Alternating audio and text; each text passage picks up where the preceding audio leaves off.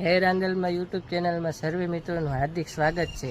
અને આજે અષાઢી બીજ છે, તો આપણે ગોંડલ ગામની અંદર નદીવાળા ખોડિયારમાંનું મંદિર 700 થી 800 વર્ષ જૂનું છે. તો ચાલો આપણે દર્શન કરીએ. અને ત્યાં વર્ષમાં એક માત્ર દિવસ નદી અંદર જવાનો મોકો મળે છે, તો આપણે એ મોકો ચૂકશું નહીં અને દર્શન કરશું ખોડિયારમાંના. ચાલો.